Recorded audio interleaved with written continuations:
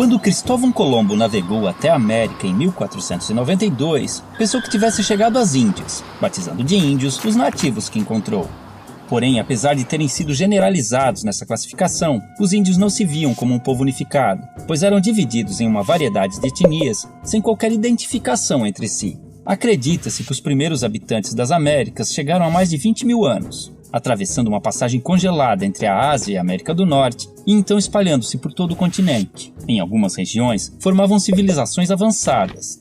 Já no Brasil, fragmentaram-se por todo o território, formando grupos de diferentes tamanhos. Eram sociedades comunais, descentralizadas e igualitárias, vivendo da caça, pesca e agricultura de subsistência, e em sua maioria seminômades, mudando suas aldeias de local conforme os recursos naturais fossem se esgotando, permitindo, mesmo que involuntariamente, a recuperação natural do solo abandonado. As habitações eram geralmente coletivas, chamadas de ocas, variavam de tamanho e forma entre as tribos, mas normalmente eram dispostas em torno de um espaço cerimonial, onde realizava-se todo tipo de atividade diária, além de celebrações e ritos conduzidos por pajés e anciões. As tribos eram formadas por laços de parentesco e afinidades, e mantinham contatos com outras comunidades através de relações de comércio, cooperação, casamentos, alianças e também de guerras, que eram comuns entre as sociedades indígenas, apesar de sua natureza pacífica. A virgindade era pouco valorizada e a vida sexual costumava ser livre de tabus. Muitos homens ofereciam favores sexuais de suas esposas a visitantes, como forma de cortesia. As famílias podiam ser monogâmicas ou poligâmicas, e o divórcio era algo corriqueiro. Os homens lidavam com a guerra, a caça, pesca e liderança tribal, além da construção da aldeia e o plantio, enquanto as mulheres cuidavam da colheita, do preparo de alimentos e da fabricação de utensílios e adornos. A educação das crianças era a tarefa de toda a tribo, e a autonomia era estimulada. Já os doentes e inválidos costumavam ser abandonados à própria sorte. Os indígenas tinham conhecimento na fabricação de bebidas fermentadas e deixaram grande herança à culinária brasileira, com pratos derivados da mandioca e do milho. Sua dieta também era diversificada em proteínas animais, graças à caça e à pesca. Em festejos, cobriam seus corpos com pinturas, penas e plumas, e a nudez no dia a dia era comum e não causava vergonha. Por viverem em florestas, muitas vezes precisavam usar protetores genitais e tangas, mas mantas cobrindo o corpo eram raras.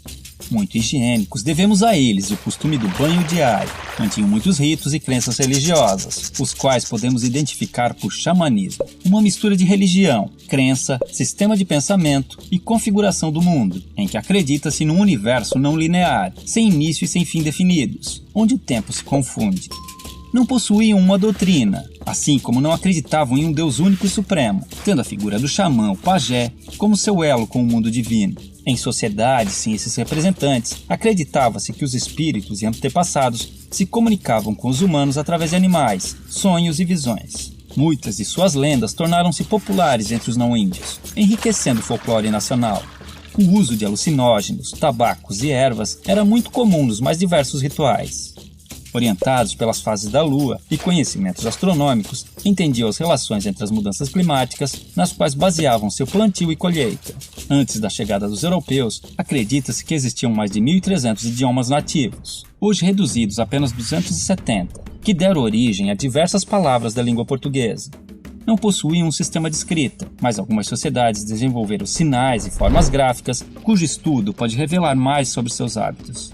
Há indícios de uma grande diversidade de produção artística, que integrava-se ao seu modo de vida e ritos cotidianos, com destaque para a dança, a cerâmica, a tecelagem, a cestaria, a pintura corporal, a arte plumária e principalmente a música. Contudo, os indígenas não possuíam a figura do artista, e todos podiam ser hábeis em diversos aspectos, pois dedicar-se exclusivamente a uma atividade, como na sociedade atual, era sinal de desequilíbrio espiritual e obsessão.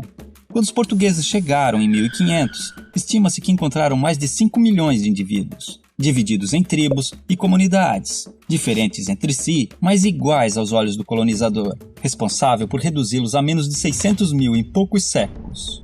Desconhecendo invenções ocidentais como o espelho, a roda, e as armas de fogo, o choque cultural foi enorme, assim como o fascínio dos indígenas, que ainda viviam em sua pré-história. 3 armas foram fundamentais para o domínio dos colonizadores sobre os nativos. A arma de fogo, aliada nas conquistas das tribos e determinante na aceitação da superioridade portuguesa pelos índios remanescentes. A Bíblia do Jesuíta, responsável pela aculturação dos indígenas e a adequação ao moralismo cristão dos ocidentais.